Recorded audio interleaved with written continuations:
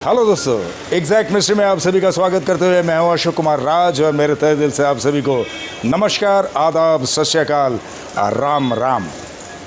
तो दोस्तों, इससे पहले के जितने भी कंटेंट देखे हैं आपने, जैसे भिवपुरी में मैं गया था और हमारे दाभोलकर जी के वहाँ पे या काका साहब दीक्षित के वहाँ पे आपने जो भी कवरेज देखे हैं, तो आज एक आश्चर्य की बात मुझे पता नहीं चला कि मैं ये रोड से आ रहा था, जैसे कि मान लीजिए बाबा साईनाथ के द्वारका माई है, तो द्वारका माई से सीधा जो गली अंदर की तरफ आते हैं ना, बाहर मेन रोड में, तो उस गली से मैं बाहर की तरफ आ रहा था।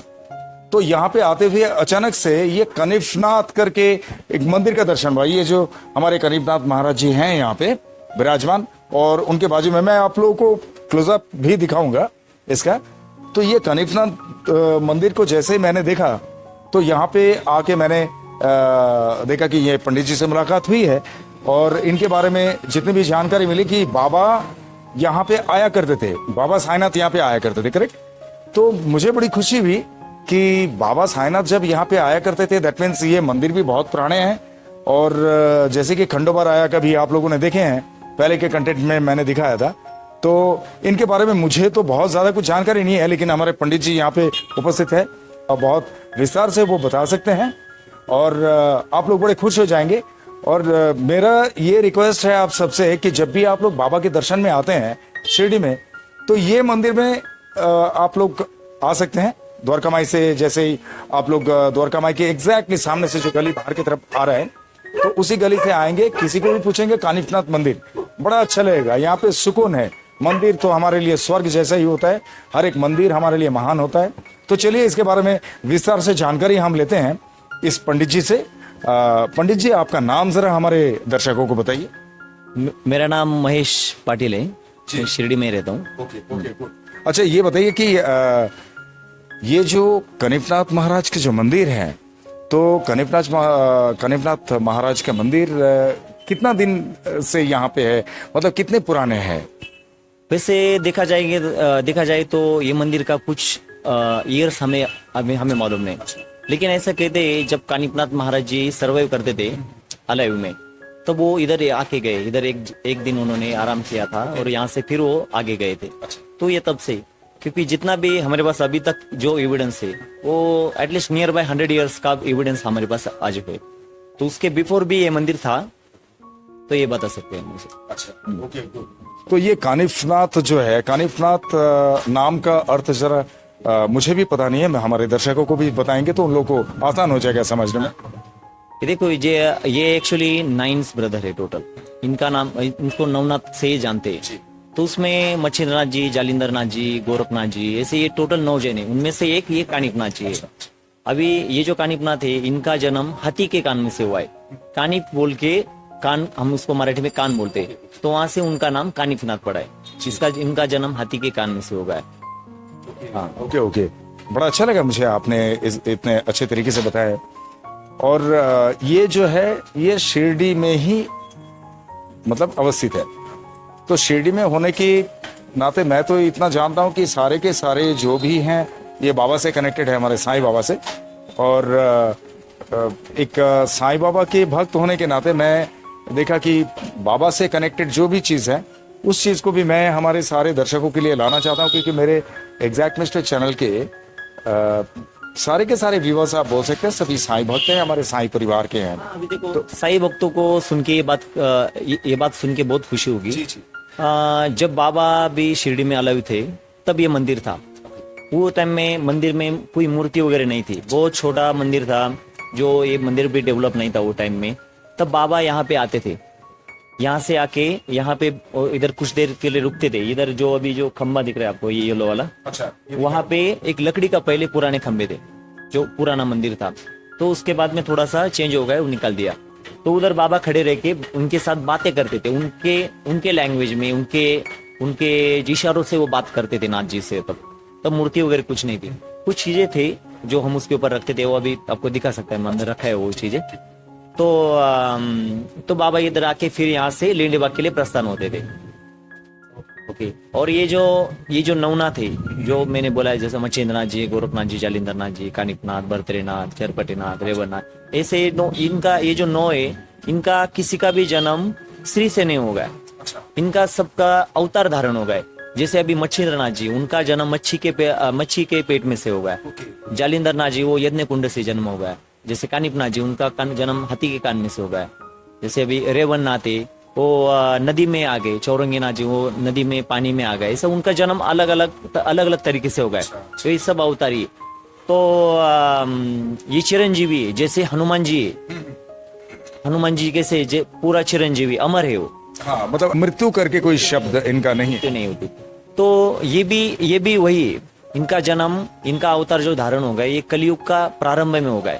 कृष्ण जी ने जो नव नारायण है, ये नारायण के अवतार है एक्चुअली।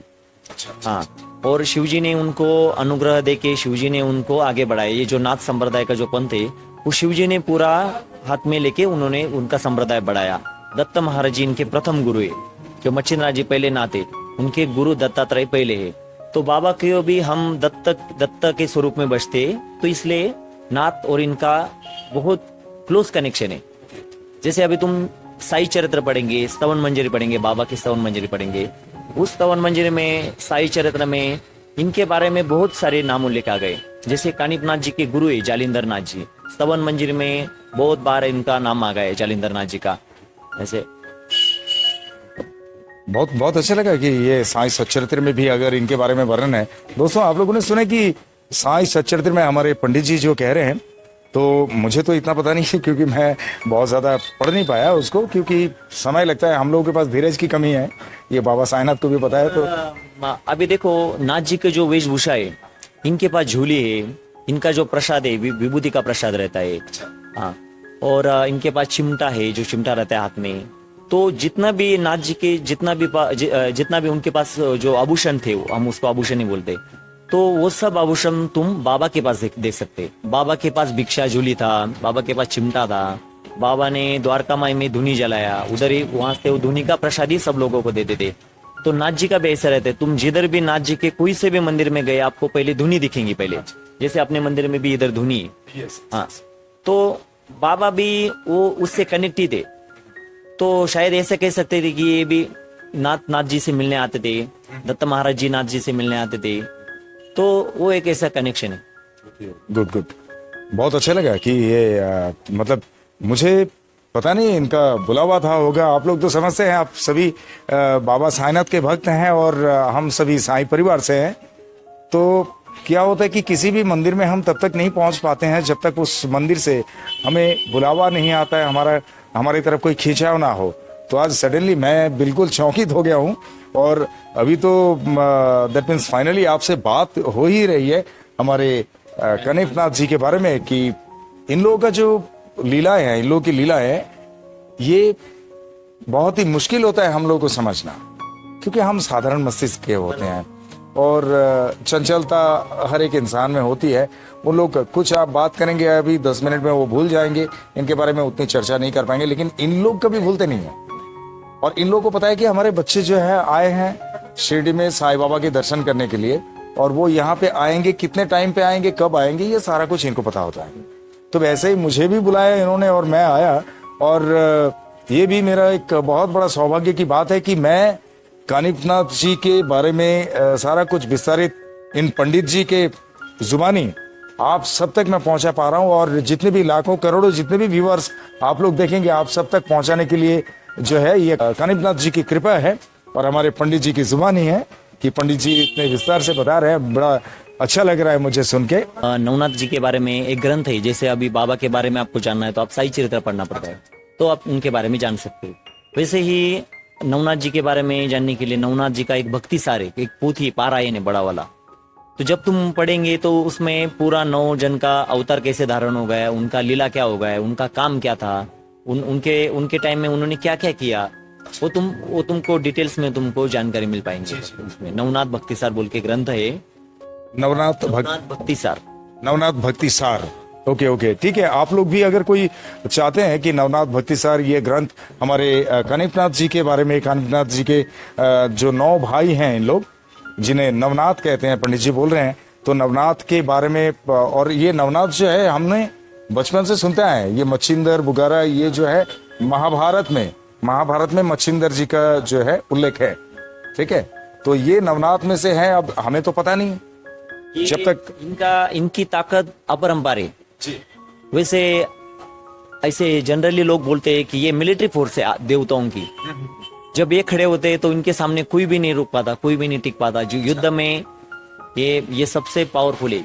इनका जो ताकत है वो शाबरी विद्या बोलते हैं उसको। हाँ, ये गुरु शिष्य का जो परंपरा है उसमें ये बहुत पावरफुल है। उन्होंने बहुत सारे उनके कार्यकाल में, जब तुम नवनाथ भक्ति सार पढ़ेंगे आपको मालूम पड़ जाएगा।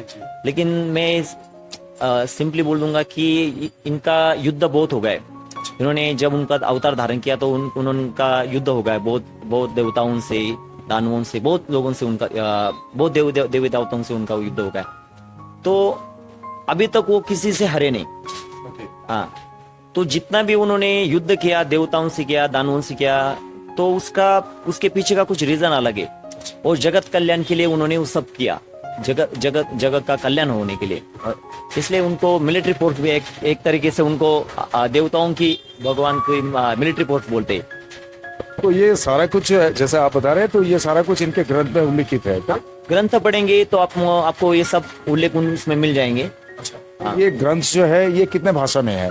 ये एक्चुअली ये पहले उनके भाषा में ही था। उनका जो भाषा था वो बर्बर लैंग्वेज था। वो कोई नहीं पढ़ सकता। वो खुद ही पढ़ सकते या खुद ही जान सकते। तो एक्चुअली 17वीं सेंचुरी में दुंडीसुत मालू कवि नाम के एक कवि थे। तो उन्होंने वो एक्चुअली उनका ब्लेसिंग हो या कुछ कह सकते हैं हम, तो उन्होंने उसको मराठी में लिखा पहला, उसका ट्रांसलेशन किया। तो it is not happening without his grace. Okay, so everything is he is only doing, he is only giving that opportunity to do that translation. So तो उन्होंने पहले महाराष्ट्र के जो मराठी भाषा है उसमें ये पहले लिखा। तो पहले उसका नाम था गोरक्ष किम्यागर, जो खुद गोरक्षनाथ जी ने उनके हाथों से लिखा था। हाँ, तो वो बुक तुमको रियल में अभी नहीं मिलेगा। वो बहुत रेयर है वो बुक अभी। तो उसका ही ट्रांसलेशन तुमको, जैसे कि एक ना एक शब्द का ट्रांसलेशन आपको नवनाथ भक्ति सार में मिलेगा। उसको उन्होंने मेंशन किया है वो चीज को। तो गोरक्ष किम्यागर जो ग्रंथ है गोरक्षनाथ जी ने लिखा हुआ, उन्होंने जैसे के वैसे उसको ट्रांसफर करके मराठी में लिखा है। हाँ, तो इसका और कुछ मतलब इंग्लिश वगैरह, हिंदी वगैरह में अभी तुमको नेट पे तुम सर्च करेंगे उनके बारे में तो आपको कुछ जानकारी मिल जाएंगी। लेकिन अगर डिटेल्स में जाना है तो आपको ये 2 भाषा में अवगत हो सकता है। एक तो तुमको हिंदी में मिल जाएगा या फिर मराठी में जो है रेगुलर वाला वो मिल जाएगा। तो मतलब ये जो है अभी बहुत कुछ तो इनके बारे में जानकारी मिली है। तो साईं बाबा से भी इनका नाता अच्छा रहा होगा, यानी साईं बाबा से भी इनका बहुत नाता है। अभी आज भी अगर तुम शिरडी में कभी बाबा का कुछ उत्सव के टाइम में बाबा की पालखी निकलता है, बाबा का रथ की मिरवणूक निकलती है गाँव में से, तो जब भी बाबा की पालखी आती है, जो बाबा का रथ आता है शिरडी में, तो ये मंदिर के सामने वो रुकते हैं। हाँ, यहाँ पे रुक के फिर बाबा को हार, नारियल, प्रसाद बाबा को भेंट देते नाथ जी को। और यहाँ से भी सेम हार, नारियल, प्रसाद बाबा को भेंट दी जाती। वो एक स्वरूप में बाबा का और नाथ जी का मिलन होता है इधर। तो जब ये भेंट वस्तु पूरा होने के बाद फिर यहाँ से पालकी मंदिर के उधर रवाना हो जाती है। तो वो परंपरा आज भी वैसे ही चलती आ रही है। मतलब बाबा जब मनुष्य शरीर में हमारे बीच में थे तब से ही तो बाबा का पालकी निकलना शुरू हो चुका था। तो उसी वक्त से मतलब जो है, जब गांव में से जब पालकी आती है ना, तो बाबा आते थे इधर। तो वही चीज को लेके अभी भी कोई रथ आ गया, कुछ पालकी आ गए बाबा के मंदिर के, तो इधर आके वो इनका मान सम्मान करते, उनको हाजिरी देते, उनको ढोल ताशों से, तुतारी से उनको आके इधर उनका जय जयकार करके फिर यहाँ से वो भेंट वस्तु आपस में देके फिर यहाँ से पालकी रवाना हो जाती है आगे। ये देखने के लिए बहुत अच्छा लगता है कि एक बाबा की और नाथ जी की इधर भेंट हो जाती है जब वो आते, तो अच्छा लगता है सब कुछ। चलिए बोलिए ओम साई राम। ओम साई राम। क्या बात है, क्या बात है जी। आदेश अलग निरंजन। तो मुझे बड़ा अच्छा लगा। और आप लोग भी सुन रहे हैं कि मुझे पता है कि आप लोग यही सोच रहे होंगे ना कि बहुत बार शिरडी आके आप लोग चले गए, लेकिन यहाँ के बारे में जो है हमारे कनिपनाथ जी के बारे में आप लोगों को पता नहीं, तो और बाबा के साथ में कितना मतलब अच्छा से इनकी मतलब बातें होती थी और बाबा यहाँ पे आया करते थे। ये बड़े आश्चर्य की बात है। और बाबा के जो है रहते हुए पालकी जब चालू हुई तो उसी वक्त से जब भी यहाँ से पालकी निकलते थे तब भी यहाँ पे इनका सम्मान किया जाता था। इनके सम्मान में यहाँ पे रोक के जो है ढोल ताशा बजाया जाता था और इनके साथ इनके लिए स्वागत भी किया जाता था। और आज भी वो पारंपरिक तौर पे चले आ रहे हैं। तो आज भी इनके पंडित जी का कहना ये है, जैसे यहाँ पे जो है रामनवमी में पालकी निकलते हैं तो वो भी इसी तरह से स्वागत। रामनवमी का जो भी पालकी रथ आएगा तो वो एक खुशी का माहौल रहता है। जब भी वो आते तो खुशी से आके बाबा को भेंट वस्तु पहुंचा देते। यहाँ से भी बाबा को भेंट वस्तु, वो एक एक्चुअली ऐसा उधर कुछ मेंशन नहीं है, वो ऐसा कुछ रूल नहीं है, इधर रिकॉर्ड नहीं है, लेकिन वो होता है, प्रेजेंट में हो जाता है। वो सम्मान है, सम्मान के लिए यानी इनके सम्मान में इनको भेंट करने के लिए यहाँ पे रुकाया जाता है पालकी। बड़ी खुशी की बात है ये कि मतलब इतिहास इस तरह से हम सबसे जो है छुपे हुए हैं। तो खैर मुझे आप लोग कमेंट्स में बताना कि आप लोगों को कैसा लगा। ये एकदम यूनिक है। अभी तक तो मैंने मेरे लाइफ में हमारे नवनाथ जी के बारे में इस तरह से मैंने सुना नहीं था। मच्छिंदर जो है, मच्छिंदर के बारे में आप लोग देखेंगे कि महाभारत में उल्लिखित है। और इन लोग जो 9 भाई हैं नवनाथ करके जानते हैं, तो नवनाथ नाम हमने सुने हैं, नवनाथ नाम जरूर सुने हैं, लेकिन ये नवनाथ है कौन इसके बारे में विस्तारित हमें पता नहीं था। जो हमारे सम्मानीय पंडित जी से इसके बारे में पता चला, तो आप जिस तरह से भी विस्तार से बताएं। और नवनाथ जी के बारे में आज मुझे पहली बार मेरे लाइफ में भी मालूम पड़ा। जहाँ पे आप मच्छिंदर नाम लिए तो मच्छिंदर नाम से मुझे याद आया, मैंने किसी महाभारत के पार्ट में उनके बारे में नाम सुना था। और कानिपनाथ जी के जो है इनका जन्म के बारे में जिस तरह से बताएं, दैट इज रियली क्यूरियस कि हाथी के कान से इनका जन्म हुआ। ठीक है, अच्छा ये बताइए, मैं ये जानना चाहूंगा कि स्पेशल यहाँ का जो पूजा पाठ होता है, जैसे रामनवमी, बाबा साईनाथ के दरबार में रामनवमी का एक बहुत बड़ा उत्सव मनाया जाता है। तो हमारे कनिपनाथ जी के नाम से कुछ बड़ा उत्सव ऐसा? तो सालों में उत्सव मनाते ही हम, हर उत्सव हम बहुत धूमधाम से मनाते हैं। लेकिन नाथ जी का स्पेशल उत्सव रहता है रंग पंचमी, जो अभी 30 को रंग पंचमी हो गया। तो एक्चुअली उन्होंने समाधि ली थी उस दिन में, फाल्गुन वद्य पंचमी को उन्होंने समाधि ली थी। तो वो प्लेस है यहाँ से शिरडी से 120 किलोमीटर पे मड़ी नाम का गाँव है। हाँ, तो मड़ी में उनका संजीवन समाधि है। हाँ, उन्होंने सदैव समाधि लिया है।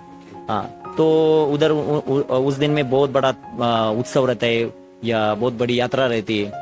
तो वो तो एक उत्सव है ही। बाकी में सब गोकुलाष्टमी हो गई, कृष्ण जन्म हो गया ना, रामनवमी हो गई, या फिर गुड़ी पाड़वा हो गया, ये सब जो भी कुछ उत्सव आते हैं हम सब अच्छी धूमधाम से मनाते हैं। वेरी गुड, बहुत अच्छा लगा। तो वहाँ का भी जब भी मतलब अच्छे समय से आएंगे तो वहाँ का भी दर्शन कर लेंगे। यहाँ से गाड़ी उड़ी की तो मतलब कोई दिक्कत नहीं होती है जाने के लिए। तो दोस्तों आप लोगों ने सुने कि यहाँ से जो है, यहाँ से आप लोग इनके जो समाधि स्थल है एग्जैक्टली जहाँ पे उन्होंने समाधि लिए, तो वहां तक भी जा सकते हैं। 120 किलोमीटर दूरी पे है। तो वो तो समय की बात होती है, जब भी कोई फुर्सत से आएंगे यहाँ पे तो डेफिनेटली वहाँ पे भी दर्शन कर सकते हैं। जैसे कि हम शनि सिंगणापुर वगैरह दर्शन करते हैं, नासिक में दर्शन करते हैं, पंचवटी वगैरह। तो एनीवे मुझे बहुत अच्छा लगा कि ये जानकारी मैं आप लोगों तक पहुँचा पाया हमारे पंडित जी के जरिए। और हमारे लिए एकदम एक नया लग रहे हैं, लेकिन ये तो हैं तो हमारे बहुत ही पुराने और हमारे ग्रंथ से जुड़े हुए हैं। तो ठीक है, आप लोग जब भी शिरडी में आएंगे तो उनके साथ एक बार दर्शन जरूर करना, उनसे भेंट जरूर करना, भेंट करके यहाँ से जाना। जैसे कि खंडोबा राया के मंदिर में जाते हैं, तो खंडोबा राया के मंदिर में जाते हुए जो लेफ्ट टर्न आता है, यानी द्वारका माई की गली से जैसे निकलेंगे तो फर्स्ट लेफ्ट जो आता है, वो फर्स्ट लेफ्ट में ही ये मंदिर आप लोगों को दिख जाएगा। This is perfect address. तो ठीक है, अभी आप लोगों को मैं दिखा देता हूँ ये मंदिर जो है बाहर से भी कैसा लगता है, और क्लोजअप में इनके सारा कुछ दिखाता हूँ, और पंडित जी ने जैसे इनके कुछ निदर्शन के बारे में बताए हैं वो भी मैं दिखा दूंगा आप लोगों को। आप देखते रहना, आप लोग समझ जाएंगे। और जो बीच में जो खंबा, यहाँ पे जो एक खंबा हुआ करता था पुराना, तो वो जगह भी मैं आप लोगों को दिखा दूंगा कि जहाँ पे आके साईं बाबा बैठा करते थे। साईं बाबा अभी हमारा तो उम्र उतना नहीं कि बता सकते, लेकिन जैसे हम सुनते आ रहे पहले से, तो यही सुनते आ रहे कि बाबा पहले इधर आते थे, बाबा इधर खड़े रहते थे, या फिर इनके साथ उनका ईश्वरों से बातें करना, फिर यहाँ से वो मंदिर का उधर जाना। ये क्योंकि ये ग्राम दैवत था, तो वो टाइम में गांव इतना डेवलप नहीं था कि जैसे तुम बिल्डिंग ऐसे देख नहीं सकते, छोटा मोटा घर किधर तो रहेगा। तो फिर ये जगह ऐसी वीराने में थी पहले। तो फिर वो बाबा, मुझे ऐसा दिल से लगता है कि बाबा इधर आते थे। हाँ, जो हम सुनते, देखिए हम लोग भगवान को देखे नहीं फिर भी मानते हैं। हवा को हम देखे नहीं, लेकिन उनकी अनुभूति है, उनका स्पर्श मिलता है हमें। तो ऐसा ही है, भगवान को तो हम श्री राम जी को कभी देखे नहीं, लेकिन हमारे जन्म से मृत्यु तक श्री राम जी, प्रभु श्री राम जी का नाम चलते रहता है। तो वैसे ही खैर बाबा यहाँ पे, बाबा के जो है, बाबा का स्थान बन गया, एक पवित्र धर्म स्थान बन गया। हरिद्वार, मथुरा, काशी, शिरडी में सारे तीर्थ है। तो यही बात है कि बाबा ने इस जगह को स्वर्ग बना दिया साईनाथ ने, और साईनाथ की वजह से स्वर्ग बन गया। ये साईनाथ की वजह से धाम बन गया, एक नया धाम बन गया। तो हमारे पास तो धाम है, और यहाँ पे जब ये हमारे कनिफनाथ जी हैं, हमारे खंडोबा राया जी हैं, तो ये इनसे कनेक्टेड है।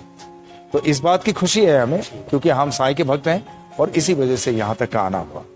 तो चलिए दोस्तों, आप लोगों को अभी मैं सारी चीज़ें वो दिखा देता हूँ, बाहर से मंदिर को भी दिखाता हूँ, अंदर से भी मंदिर का नज़ारा दिखाता हूँ। आप लोगों को बहुत अच्छा लगेगा। और पंडित जी जो है कुछ पुराने निदर्शन उनके दिखाने वाले हैं, वो भी दिखा देता हूँ, ठीक है।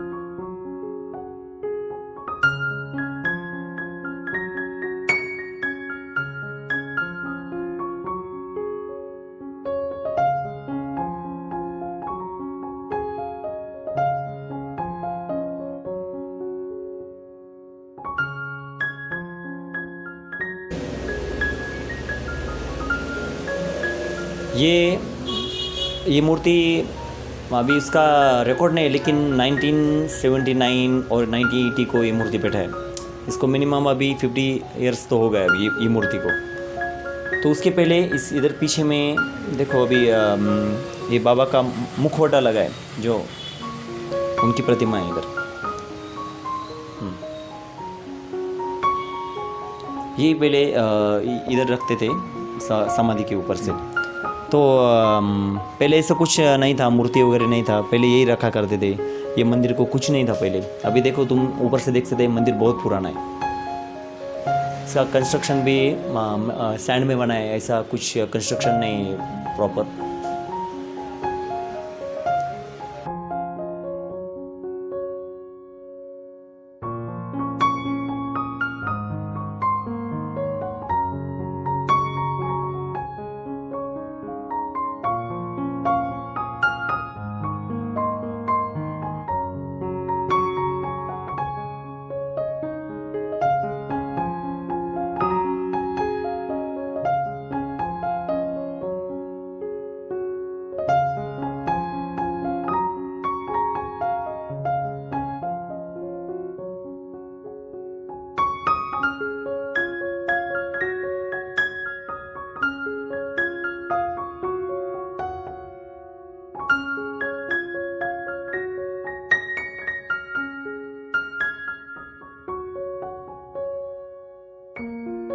तो चलते चलते मैं आप लोगों से इतना ही कहूंगा कि आप लोग बहुत ख्याल रखिए अपना, और आप लोगों ने इत्मीनान से ये वीडियो देखे हैं, आपका कीमती वक्त दिया है, इसके लिए भी मेरे तहे दिल से बहुत बहुत धन्यवाद।